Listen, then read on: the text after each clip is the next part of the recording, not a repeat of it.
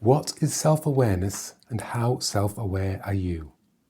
I'd like you to reflect on that in this short video and notice if you get irritated with me reading from my notes. That's a little test for you. I am self-aware. I don't know how self-aware I am. It's easy to think that everybody else is as self-aware of themselves as we are with ourselves. Please excuse the car. But that would be a mistake. Some people have a great deal more self-awareness and some people have a great deal less. And I think it's good to be self-aware. The more self-aware we are, whether we're aware of good things or not so good things, the better, in my opinion. Anyway, back to the script. How self-aware are you? What is self-awareness? When did you first start to notice yourself? What's changed since then? And what stayed the same? What is self-awareness? And how do you know how self-aware you are? How do you know all the things that you don't know about yourself? Especially if you ignore others who kindly or otherwise tell you about yourself. They might not be right after all. These others might just be projecting. What is self-awareness anyway? This is what Wikipedia has to say. In philosophy, self-awareness is the awareness and reflection of one's own personality or individuality, including traits, feelings and behaviours. Well, I see it as seeing yourself, or noticing, or maybe it's a form of paying attention. I don't know. Maybe leave your thoughts in the comments about what you think self-awareness is. I'm going to read a piece I wrote for my now defunct guru-free self-help site, selfhelpcollective.com. I wrote it there a few years ago. It's a piece about self-awareness. It might answer the question. And I haven't read this piece, so hopefully I'll read it better than I read in the last video. And hopefully nothing will surprise me. But we shall see. Here we go. It's hard to remember a time when I wasn't aware of my own self-awareness. I mean, I've always been aware, as you have, aware of life, aware of my experiences, and aware of my joy and my pain. But it wasn't until I first discovered self-help in 2002, via a not that great book on positive thinking actually, that I started to notice myself. Or rather, I started to notice that there was a voice inside of my head, and it was always chattering. Ah, the voice inside my head. He or she who must be obeyed. The cruel, malicious one. The one that has always been there. Ego. Apparently, most of us think of ourselves as self-aware these days, less on autopilot and more mindful. But as we have evolved, so too has ego. Have you noticed that? And this, despite some rather magical invitations for us to listen to ourselves in this moment. Meditation, for example, yoga, or things I've created, like I created a website called Ego Fatigo, that you put a question in and it produced a random answer. Angel cards or tarot cards, even though you might think they're nonsense, they're quite good at getting you to think about things. They give you have a question and they give this answer, and then you put the two together.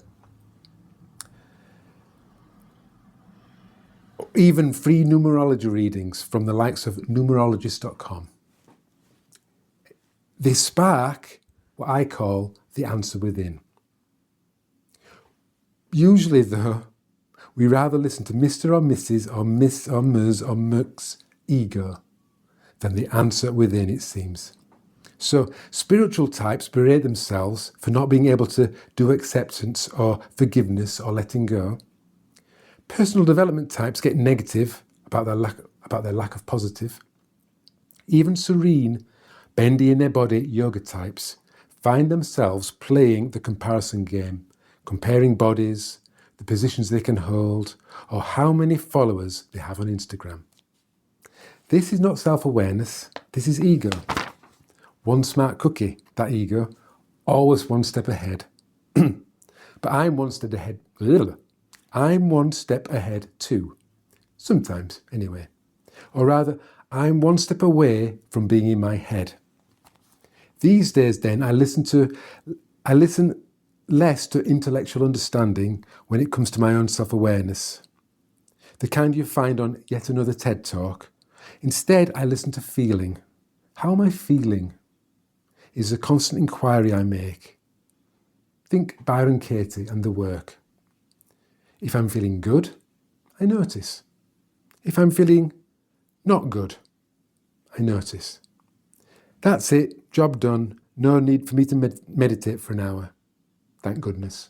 Although I do actually quite like meditating now, several years after writing this piece. And I notice others with the same neutrality too. The simple life. Of course, my ever-present friend Mr. Ego isn't too keen on this plain and simple noticing malarkey.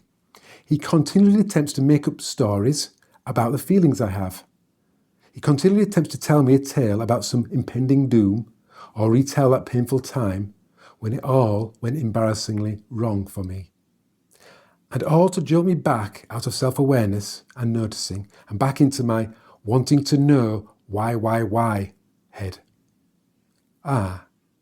The ebb and flow of life. Thus has it ever been, I'm sure, for you and me both and others far wiser. Yes, for each moment of each day of each life we find ourselves constantly invited.